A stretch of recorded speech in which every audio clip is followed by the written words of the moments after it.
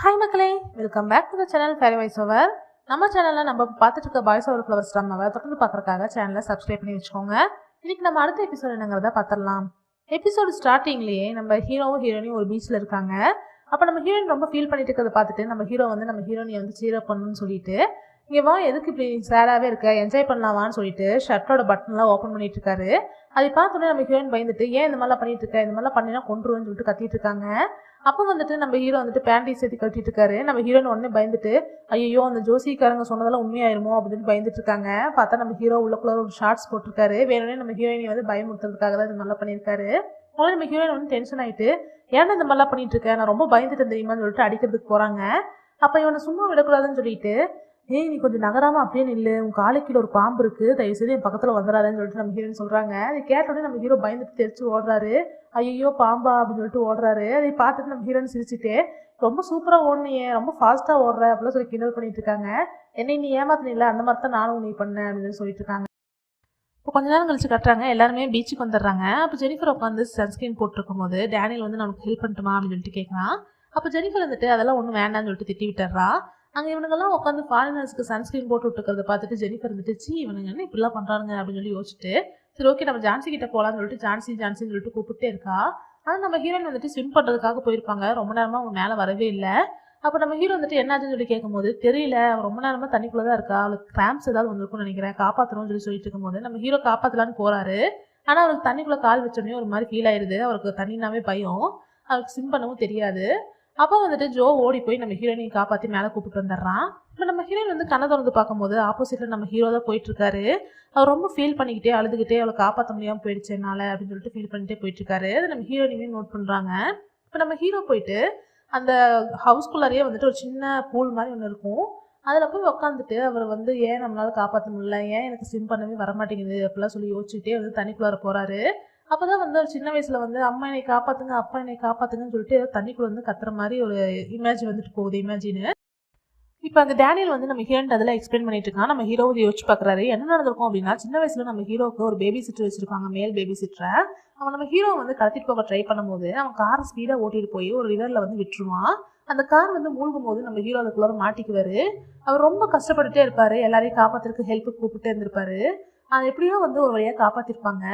அந்த டைம்ல நடந்த அந்த விஷயத்த வந்து இன்ன வரைக்கும் அவர் யோசிச்சுதான் பயந்துட்டே இருக்காரு. அந்த தருமானாலதான் இப்போ வரைக்கும் அவரால் ஸ்விம் பண்ணவே முடியல. இதெல்லாம் வந்து அவங்க கிட்ட எக்ஸ்பிளைன் பண்ணிட்டு இருக்காங்க. இப்போ நம்ம ஹீரோவோட அம்மாவை காட்டுறாங்க. அவங்க வந்துட்டு அவங்க மேனேஜர் கிட்ட என்னாச்சு, எங்க போனா ஜேசன் சொல்லி கேட்கும்போது அவர் வந்து அந்த ஐலாண்டுக்கு தான் போயிருக்காரு அப்படின்னு சொல்லி சொல்றாங்க. உடனே நம்ம ஹீரோவோட அம்மா வந்துட்டு, அப்படியா, அப்படின்னா அவன் யார் கூட போயிருக்கான்னு பாத்தீங்களா அப்படின்னு சொல்லி கேட்கும்போது F4 பாய்ஸ் கூட தான் போயிருக்காரு, வேற யார் கூட போகல அப்படின்னு சொல்லிட்டு மேனேஜர் வந்து தெரிஞ்சும் போய் சொல்லிடுறாரு. அப்போ அவங்க அம்மா வந்துட்டு, சரி ஓகே, அவன் எப்பதான் இந்த மாதிரி சின்ன பிள்ளைத்தனமா நடந்துக்கிறதுல விழ போறான்னு தெரியல அப்படின்னு சொல்லிட்டு அவங்க அம்மா வந்து புலம்பிட்டு இருக்காங்க. இப்போ திரும்பவும் நம்ம ஹீரோ காட்டுறாங்க. ஹீரோ வந்து நைட்டு டின்னர்லாம் வந்துட்டு எல்லாருக்காகவும் ரொம்ப ஸ்பெஷலாக பண்ணிட்டு இருக்காரு. மெயினாக நம்ம ஹீரோயினுக்காக அவரே பக்கத்துல இருந்து பார்த்து பார்த்து ரொம்ப ஸ்பெஷலாக பண்ணிட்டு இருக்காரு. அப்போ எல்லாரும் சாப்பிட வரும்போது எல்லாரும் உட்காந்து சாப்பிடுங்க, உங்களுக்காக ஸ்பெஷலாக எல்லாமே பண்ணியிருக்கேன் அப்படின்னு சொல்லும் போது டேனியல் வந்துட்டு, இது எங்களுக்காக ஸ்பெஷலாக பண்ண மாதிரி தெரியலையே, யாரோ ஒருத்தருக்காக தான் மெயினாக ஸ்பெஷலாக பண்ண மாதிரி தெரியுது அப்படின்னு சொல்லி சொல்லிட்டு இருக்கான். இப்போ எல்லாரும் உட்காந்து சாப்பிடும் போது நம்ம ஹீரோயினுக்காகவே தனியாக ஒரு டேபிள் ரெடி பண்ணியிருக்காரு. இங்கே உட்காந்து தான் நீ சாப்பிடணும், இது ஃபுல்லாக நீ தான் சாப்பிடணும் அப்படிலாம் சொல்லிட்டு, நீ வந்து ஒரு ஸ்விம்மராக இருந்துட்டு ஒரு நாள் ஸ்விம் கூட பண்ண முடியல, நமக்கு அடிக்கடி கிராம் வருதுன்னா என்ன பண்ணுறது, நல்லா சாப்பிட்டு ஹெல்த்தியாக இருந்ததுனா தானே ஆகும். அதுவும் இல்லாமல் நீங்கள் உன்னோட சைட் டிஷ்லாம் உங்கள் வீட்டில் சாப்பிட்றதெல்லாம் வந்து ஹெல்த்தியாகவே இருக்காது, இதெல்லாம் நல்லா சாப்பிடுன்னு சொல்லிட்டு நம்ம ஹீரோ வந்து ரொம்ப கேரிங்காக பேசிட்டு இருக்காரு. ஆனால் அதை கூட நம்ம ஹீரோயின் வந்து புரிஞ்சுக்க மாட்டேங்கிறாங்க.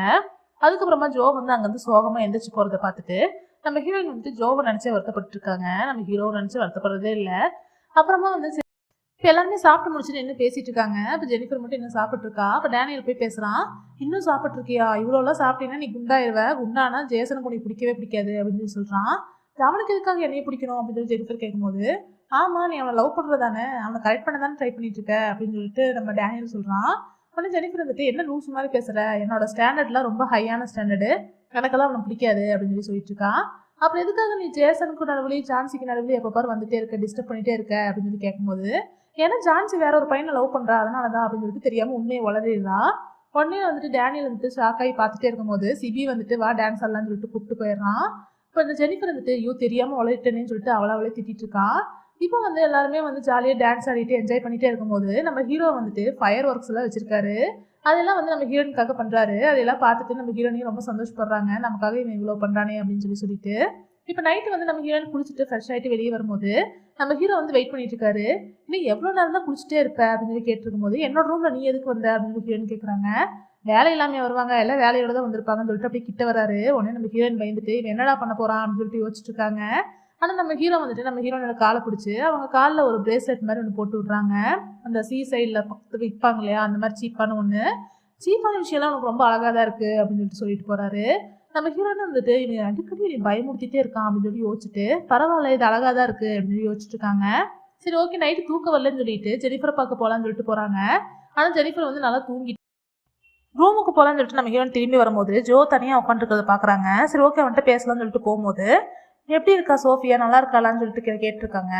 அப்போ ஜோ வந்துட்டு அவன் நல்லா தான் இருப்பான்னு நினைக்கிறேன் அப்படின்னு சொல்லிட்டு சோகமாக சொல்கிறான். என்னாச்சு, ஏதாச்சும் பிரச்சனையா, ஏன் எப்போவுமே சோகமாகவே இருக்க அப்படின்னு சொல்லி கேட்கும்போது இல்லை நீ ஒரு டைம் ஒரு வார்த்தை சொன்னேன்ல அது கரெக்டு தான், உனக்கு லவ் பண்ணவே தெரியல, உனக்கு லவ்வரை எப்படி பார்த்துக்கணும்னு தெரியலன்னு சொன்னேன்ல அதெல்லாம் உண்மைதான், எதுக்காக நீ வந்து பாரிஸ்க்கு அவ பின்னாடியே போக சொன்ன அப்படின்னு சொல்லிட்டு கேட்கலாம். நம்ம ஹீரோயினும் வந்துட்டு அது எதுக்காக அப்படின்னா அப்படின்னு சொல்லி சொல்ல வரும்போதே எனக்கு புரியுது நீ எதுக்காக சொன்னேன்னு, ஆனால் வந்துட்டு அது எனக்கு யூஸ் இல்லாமல் தான் போச்சு. ஒரு நம்ம லவ் பண்ணுற பொண்ணுக்கே நம்ம வந்து ஒரு பேர்டனாக இருக்கிறது எவ்வளோ பெரிய கஷ்டம் தெரியுமா, அதை தான் நான் அனுபவிச்சுட்டு இருக்கேன் அப்படிலாம் சொல்லி இது மாதிரி ஃபீல் பண்ணிகிட்டே சொல்லிட்டு இருக்கான். அப்போ நம்ம ஹீரோயின் வந்துட்டு அவங்க கூட இருந்தால் சந்தோஷம் படுவான்னு எனக்கு தோணுச்சு, அதனால தான் நான் உனக்கு போக சொன்னேன் அப்படின்னு சொல்லி சொல்கிறாங்க. சரி நீ இப்போ ரூமுக்கு போ, ரொம்ப கோல்டாக இருக்குது அப்படின்னு சொல்லிட்டு நான் கிளம்புறேன்னு சொல்லிட்டு கிளம்புறாங்க. உடனே ஜோ வந்து நம்ம ஹீரோயினை பிடிச்சி ஹக் பண்ணிடுறான். ஹக் பண்ண உடனே நம்ம ஹீரோனுக்கு என்ன பண்ணுறதுனே தெரியல, ஒரு மாதிரி அப்படியே சேடாகி நின்றுடுறாங்க. அப்போ வந்து அவன் ஹக் பண்ண உடனே சரி நான் கிளம்புறேன்னு சொல்லிட்டு நம்ம ஹீரோயின் அங்கேருந்து கிளம்பி ஓடிட்டு இருக்காங்க ரூமுக்கு. அப்போ அங்கே போய் பார்த்தா அங்கே ஜேசன் வெயிட் பண்ணிட்டு இருக்கான். எங்கே போனேன், எங்கிட்ட சொல்லாமல் எதுக்காக தனியாலாம் போயிட்டு இருக்க, அவன் எவ்வளோ டைம் சொல்கிறது கேர்ஃபுல்லாக இருக்க சொல்லி, நான் எவ்வளோ பையன் தெரியுமா அப்படிலாம் சொல்லிட்டு இருக்கான். நம்ம ஹீரோயின் வந்துட்டு நான் என்ன குழந்தையா, எனக்கு நடக்கவா தெரியாது, எனக்கு எல்லாம் என்னை பார்த்துக்க தெரியும் அப்படின்னு சொல்லி சொல்கிறாங்க. நீ போயிட்டு ஏதாவது திரும்ப தண்ணியில் முழுகிட்டீங்கன்னா என்ன பண்ணுறது, ஏதாச்சும் பாம்பு கடிச்சிருச்சான்னு எவ்வளோ பயந்தம் தெரியுமா, உனக்கு என்ன தெரியும் அப்படின்னு சொல்லி திட்டிட்டு இருக்காங்க. உடனே நம்ம ஹீரோயின் வந்துட்டு நம்ம ஹீரோ வந்து கேர் பண்ணுறதை புரிஞ்சுக்கிட்டு சாரின்னு சொல்லிட்டு ஜேசன் கிட்ட சாரி கேட்குறாங்க. இனிமேல் நீ தனியாக எங்கேயுமே போகக்கூடாது, ஸ்விம் பண்ணவும் போகக்கூடாது, நடந்து போகக்கூடாது சரியான்னு சொல்லிட்டு அங்கே நம்ம ஹீரோ கிளம்பி போயிடுறாரு. இப்போ நம்ம ஹீரோயின் வந்துட்டு ஹீரோவை பற்றியும் ஜோவை பற்றி எல்லாம் யோசிச்சிட்டே இருக்காங்க. இப்போ ஜோ காட்டுறாங்க. ஜோ வந்துட்டு சேடாக உட்காந்துருக்கும் போது நம்ம ஹீரோயின் காலில் கட்டியிருந்த அந்த பிரேஸ்லெட் வந்து கீழே விழுந்திருக்கு. அதையும் வந்து ஜோ எடுத்து அவன் கையில் கட்டிக்கிறான். இப்போ அடுத்த நாள் பார்த்தா நம்ம ஹீரோவும் ஜோ வந்து சாப்பிட்றதுக்காக எல்லாம் எடுத்துட்டு இருக்கும்போது ஜோவோட கையில் வந்து அந்த பிரேஸ்லெட்டை நம்ம ஹீரோ பார்க்குறாரு. இந்த பிரேஸ்லெட்டை பார்த்தோன்னே நம்ம ஹீரோ ஷாக் ஆகிட்டு இது எப்படி இவன் கட்டியிருக்கான் அப்படின்னு சொல்லி யோசிச்சுட்டு அப்படியே விட்டுறாரு. இப்போ ஹீரோயின் கட்டுறாங்க. ஹீரோயின் வந்துட்டு ஸ்லிப்பர் போடலான்னு சொல்லிட்டு போடும்போது தான் நோட் பண்ணுறாங்க அவன் காலில் இருந்து அந்த பிரேஸ்லெட்டை காணுங்கிறத. அது எங்கே போயிடுச்சுன்னு தெரியாமல் நம்ம ஹீரோயினையும் அதை அப்படியே விட்டுறாங்க. இப்போ எல்லாருமே வந்து ஹார்ஸ் ரைடிங் பண்ணுறதுக்காக போகிறாங்க. அப்போ வந்து நம்ம ஜெனிஃபர் ஹார்ஸ் மேலே ஏறும் போது டேனியல் வந்து தூக்கி விடலாம். நம்ம ஜெனிஃபரும் வந்து ஒரு மாதிரி டிஃப்ரெண்ட்டாக ஃபீல் பண்ணுறாங்க. இப்போ நம்ம ஹீரோயினை வந்து நம்ம ஹீரோ தான் வந்து தூக்கி விடுறாரு. அப்போ நம்ம ஹீரோனோட காலில் வந்து அந்த பிரேஸ்லெட் மிஸ் ஆகிறத பார்க்குறாரு. என்னோட பிரேஸ்லெட் எங்கே அப்படின்னு சொல்லி கேட்கும்போது இல்லை நான் ரூம்லேயே வச்சுட்டு வந்துட்டேன் அப்படின்னு சொல்லிட்டு சொல்கிறாங்க. அப்போ நம்ம ஹீரோ வந்துட்டு அதை மட்டும் தொலைச்சிட்டா நான் உனக்கு கொண்டுருவேன், நான் உனக்கு கொடுத்த அந்த ப்ரெசென்ட் அது ரொம்ப மனசுலேருந்து அதை நான் கொடுத்துருக்கேன், அதை நீ எப்பயுமே தொலைக்கூடாது புரியுதா அப்படின்னு சொல்லிட்டு நம்ம ஹீரோ சொல்கிறாரு. நம்ம ஹீரோனையும் புரியுது அப்படின்னு சொல்லிடுறாங்க. எல்லாருமே வந்து ஜாலியாக ஹார்ஸ் ரைடிங்கு அதுக்கப்புறம் த்ரோபால்லாம் விளையாண்டுருக்காங்க. நம்ம ஹீரோவும் ரொம்ப ஜாலியாக தான் விளையாண்டுட்டே இருக்காரு ஃபஸ்ட்டெல்லாம். அதுக்கப்புறமா தண்ணி குடிக்கலான்னு சொல்லிட்டு குடிச்சிட்டு இருக்கும்போது நம்ம ஜோ கையில் திரும்பவும் அந்த பிரேஸ்லெட் இருக்கிறது பார்க்குறாரு. இது என்ன பிரேஸ்லெட்டு உங்கள் கையில் கட்டியிருக்க, உங்களுக்கு சூட் ஆகவே இல்லை அப்படின்னு சொல்லி சொல்லும்போது நம்ம ஜோ இருந்துட்டு இல்லை இது எனக்கு ரொம்ப பிடிச்சிருக்கு இன்னான்னு சொல்லிட்டு கழட்டி கொடுக்குறாரு. எதுக்கு எங்கிட்ட கொடுக்குறேன்னு சொல்லி கேட்கும்போது இது ஜான்சியோட தான், அவன் நேற்று நைட்டு வரும்போது மிஸ் பண்ணிட்டு போயிட்டா, அவட்ட கொடுத்துருன்னு சொல்லிட்டு கொடுத்துட்டு போகிறான். அது கேட்டவுடனே நம்ம ஹீரோக்கு வந்து ரொம்ப ஷாக் ஆயிடுது. எனக்கு இது ஜான்சி கழட்டி கொடுத்தாளா இல்லை ஜான்சி விட்டுட்டு போயிட்டாளா, அப்போ நேற்று நைட்டு அவனை பார்க்கறதுக்கு தான் போயிருக்காளா, அப்போ எங்கிட்ட போய் சொல்லியிருக்கா, இன்னைக்கு ரூமில் மிஸ் பண்ணிட்டேன்னு எங்கிட்ட திரும்பவும் போய் சொல்லியிருக்காளா அப்படிலாம் சொல்லி நம்ம ஹீரோ வந்து நம்ம ஹீரோயினை பற்றி யோசிச்சுக்கிட்டே விளையாடும் போது ஃபுல்லாக நம்ம ஹீரோயின் பற்றியே யோசிச்சுட்டு இருக்காரு ரொம்ப சேடா. அப்போ வந்து பால் விளையாண்டே இருக்கும்போது பால் வந்து நம்ம ஹீரோவோட மூக்கிலே பட்டு நம்ம ஹீரோக்கு வந்து ரத்தம் வர ஆரம்பிச்சிருது. அப்புறம் அவர் அங்கேருந்து ரொம்ப ஃபீல் பண்ணிட்டே யோசிச்சுக்கிட்டே போயிட்டு அதை வாஷ் பண்ணிட்டு இருக்காரு. அதுக்கப்புறமா வந்து சரி நம்ம ஹீரோயினை பார்த்துட்டு அவர்கிட்ட கேட்கலான்னு சொல்லிட்டு போறாரு. ஆனால் நம்ம ஹீரோயினை பார்த்ததுக்கப்புறமா அவருக்கு கேட்கவே தோணலை. சரி ஜோட்ட போய் கேட்கலாம் அப்படின்னு சொல்லி நினச்சிட்டு ஜோ எங்கன்னு கேட்குறாரு. ஜோ வந்துட்டு ஒரு சின்ன படகு மாதிரி ஒன்றில் வந்துட்டு அவனே வந்து ஓட்டிட்டு போயிட்டு இருக்கான். அங்கே போய் நம்ம ஹீரோவும் வந்துட்டு வேக வேகமாக போய் அவன்கிட்ட பேசுறதுக்காக போறாரு. ஆனால் அவன்கிட்டையுமே அவனால பேச முடியல. உடனே வந்து அவருக்கு என்ன பண்ணுறதுன்னே தெரியாமல் வேக வேகமாக போயிட்டு அப்படியே அங்கேயே படுத்து கொஞ்ச நேரம் கழிச்சு நம்ம ஹீரோ வந்து கடைக்கு வந்து தூங்க ஆரம்பிச்சிடுறாரு. அப்போ நம்ம ஹீரோயின் போயிட்டு ஜோவை பார்க்கலாம்னு சொல்லிட்டு போறாங்க. ஜோ வந்து நான் கடலை சுற்றி பார்க்க போகிறேன் நீ வரையான்னு சொல்லிட்டு ஹீரோயினை கூப்பிட்டு போகிறான். 2 பேரும் சேர்ந்து கடலெல்லாம் சுற்றி பார்த்துட்டு ஜாலியாக பேசிக்கிட்டே அவங்க பீஸ்ஃபுல்லாக என்ஜாய் பண்ணிட்டு இருக்காங்க. இப்போ வந்து ஜெனிஃபர் கட்டுறாங்க, தனியாக அவன் செல்ஃபீஸாக எடுத்துட்டு இருக்கா. இப்போ டேனியல் வந்து ஜெனிஃபர்ட்ட பேசலான்னு வரும்போது ஜெனிஃபர் எந்திரிச்சு ஓட ஆரம்பிச்சிடுறா. ஓடி போய் ஒரு போட்டில் உட்காந்துட்டு பெடல் பண்ண ஆரம்பிச்சிடுறா.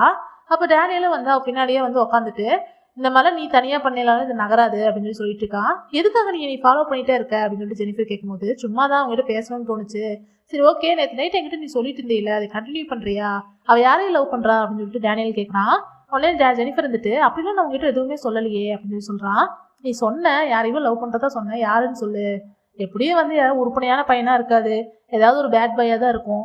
ஏதாவது ஒரு பேட் பாய் லவ் பண்ணி அவள் லைஃபே வீணா போகுது அப்படிதானே அப்படின்னு சொல்லிட்டு டேனியல் கேட்கும்போது ஜெனிஃபர் கோவம் வந்துட்டு அவள் ஒன்றும் அப்படியெல்லாம் பட்ட பையனால லவ் பண்ண மாட்டா, அவள் லவ் பண்ற பையன் அவனுக்கு சோல்மேட்டா இருப்பா தெரியுமா அப்படின்னு சொல்லிட்டு சொன்ன உடனே டேனியல் இருந்துட்டு ஓ சோல்மேட்டா அப்படின்னு சொல்லிட்டு இருக்கான். உடனே நம்ம ஜெனிஃபர் இருந்துட்டு திரும்பவும் வளரட்டனா அப்படின்னு சொல்லிட்டு யோசிச்சுட்டு இருக்கா. அப்போ டேனியல் வந்துட்டு இன்னமா இந்த மாதிரி விஷயத்தெல்லாம் பொண்ணுங்க நம்பிட்டு இருக்கீங்க, சோல்மேட்டுங்கிறதெல்லாம் வந்து இன்னும் இருக்கா அப்படின்னு சொல்லிட்டு கேட்டுருக்கான். அப்போ ஜெனிஃபர் வந்துட்டு உன்னை மாதிரி உமனைசருக்கெல்லாம் அது தெரியாது, சோல்மேட்டுங்கிறதுல ஒரு பெரிய வார்த்தை, அதெல்லாம் நீ தெரிஞ்சிருக்க வாய்ப்பு இல்லை அப்படின்னு சொல்லிட்டு இருக்கா. அப்போ உனக்கு என்னோட சோல்மேட்டை நீ மீட் பண்ணிட்டியா அப்படின்னு சொல்லிட்டு டேனியல் கேட்குறான். ஜெனிஃபர் வந்துட்டு இல்லை நான் என்ன என்னோட சோல்மேட்டை மீட் பண்ணல, ஒருவேளை எனக்கு என்னோட சோல்மேட்டை நான் மீட் பண்ணிட்டேன் அப்படின்னா அவனை நான் எப்பவுமே மிஸ் பண்ண மாட்டேன், என்னை விட்டு போகவே விட மாட்டேன். ஏன்னா அவனை நான் ஒருவேளை போக விட்டுட்டேன்னா அதுக்கப்புறமா நான் ரொம்ப வருத்தப்படுவேன் என்னோட லைஃப்ல அப்படின்னு சொல்லிட்டு இருக்கா. இது இந்த மாதிரிலாம் ஜெனிஃபர்லாம் பேசுறதெல்லாம் கேட்டு டேனியல் ஒரு மாதிரி டிஃப்ரெண்டா ஃபீல் பண்றான். இப்போ நம்ம ஹீரோ வந்துட்டு ஹீரோனையை கூப்பிட்டு ஹெலிகாப்டரில் கூப்பிட்டு போறாரு. நம்ம ஹீரோனை எங்கே போகிறோன்னு சொல்லி கேட்கும்போது ஒரு முக்கியமான இடத்துக்கு கூப்பிட்டு போறேன்னு சொல்லி கூப்பிட்டு போறாரு. அங்கே போனதுக்கு அப்புறமா கீழே பாருன்னு சொல்லி சொல்றாரு. நம்ம ஹீரோயின் கீழே பார்த்தா அங்கே லேண்ட்லேயே வந்து ஹார்டின் போட்டிருக்கு. அதை பார்த்தோன்னே நம்ம ஹீரோயின் வந்துட்டு ரொம்ப அழகா இருக்கு, நிஜமான ஹார்டின் மாதிரியே இருக்கு அப்படின்னு சொல்லிட்டு இருக்காங்க. அப்போ ஹீரோ வந்துட்டு என்னோட ஃபர்ஸ்ட் லவ்வை நான் இங்கே கூப்பிட்டு வரணும்னு நினைச்சேன், கூப்பிட்டு வந்து நான் இதை காட்டுறதா நான் எனக்குள்ள நானே ப்ராமிஸ் பண்ணியிருந்தேன், இப்போ நான் உன்னை அதுக்காக தான் கூப்பிட்டு வந்தேன்னு சொல்லி சொல்றாரு. இதை கேட்டோன்னு நம்ம ஹீரோயின் ரொம்ப சேடா ஃபீல் பண்றாங்க. இவன் இந்த அளவுக்கு என்னை லவ் பண்றானா அப்படின்னு சொல்லி யோசிச்சுட்டு இருக்காங்க. இப்போ நைட்டு காட்டுறாங்க, எல்லாருமே உட்காந்து பேசிட்டு இருக்கும்போது ஒரு ஆர்டிக்கல் ஒன்று வந்துட்டு சிபி வந்து காட்டுறான்.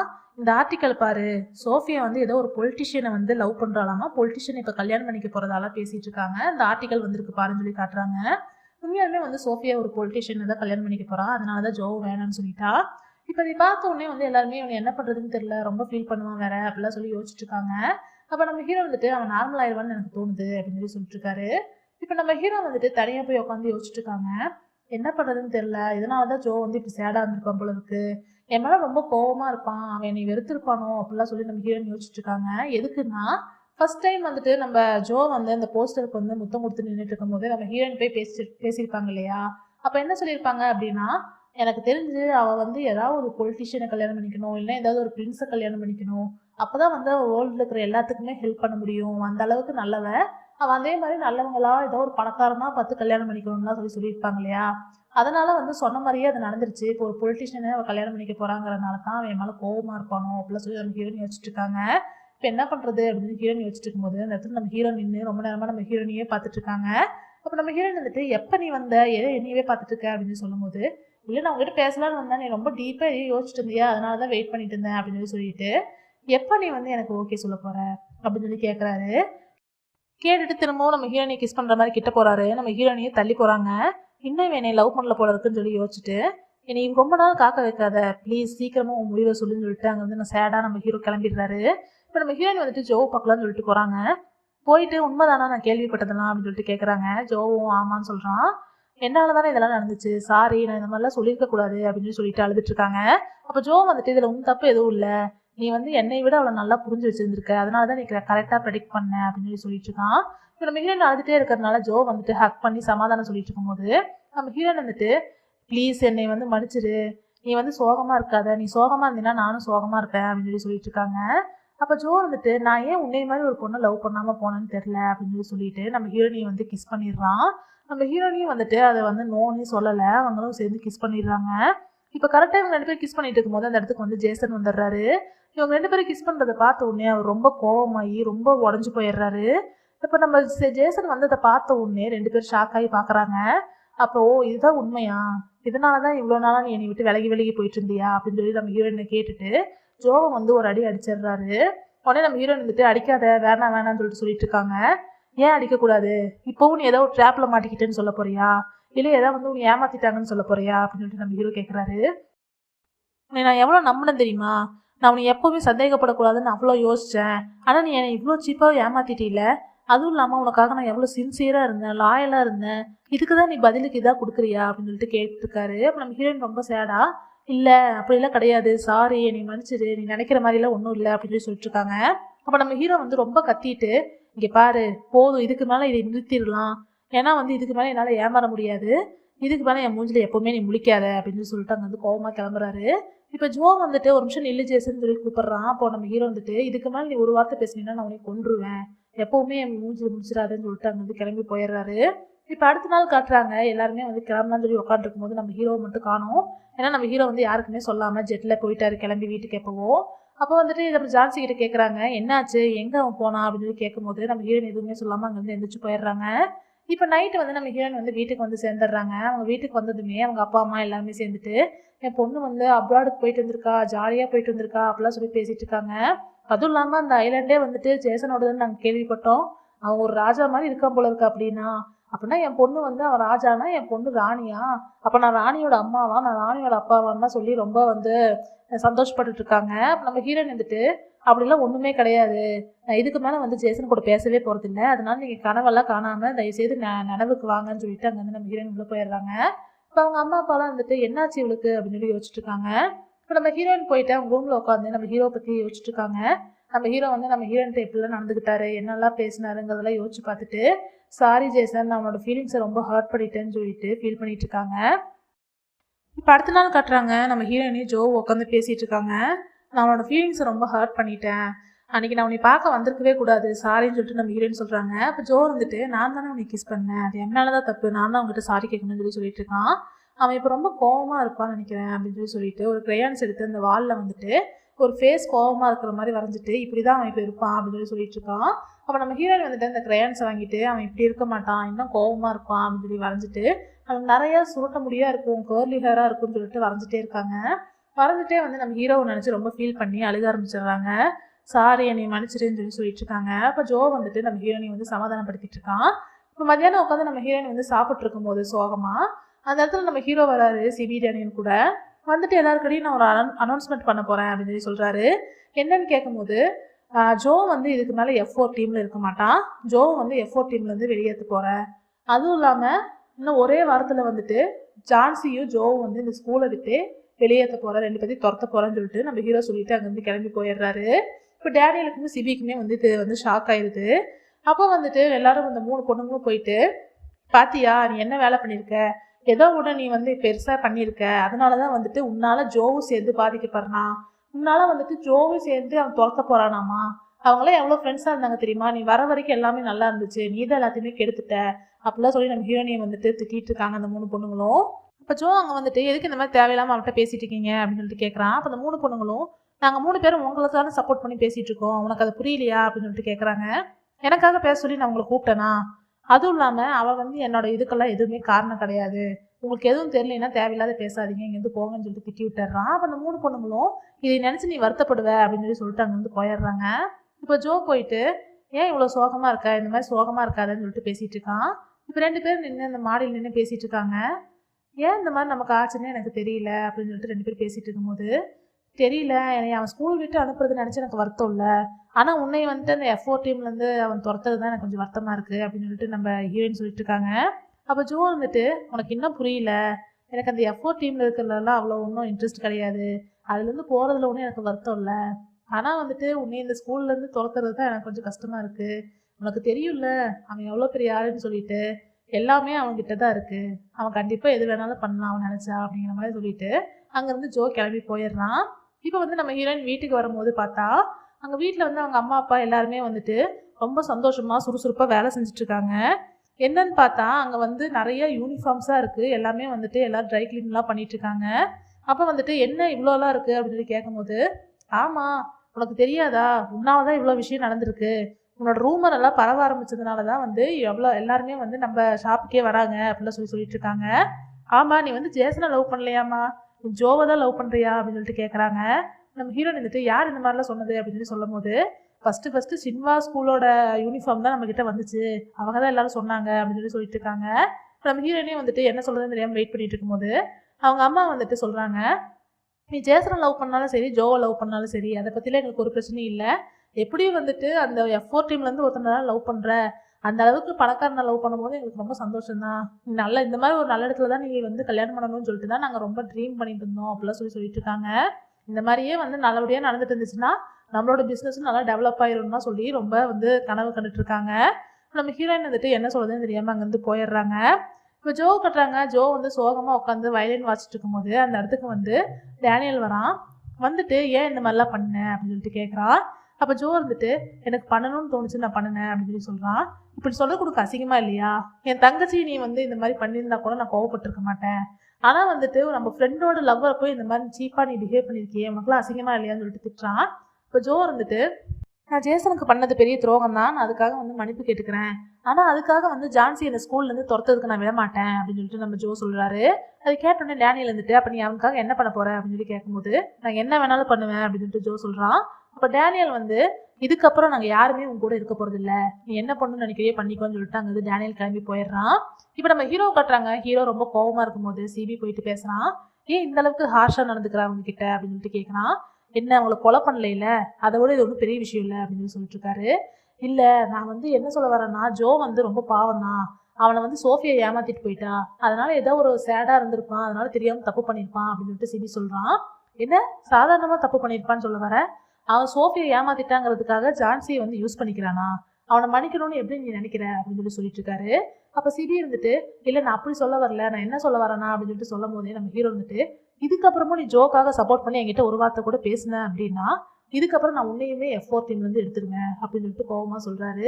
இதோட இன்னைக்கான எபிசோடு முடிஞ்சது. இந்த ட்ராமா உங்களுக்கு பிடிச்சிருக்குன்னு நான் நம்புறேன்.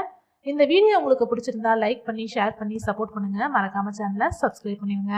நாளைக்கு நம்ம அடுத்த எபிசோட்ல மீட் பண்ணலாம். பாய் மக்களே.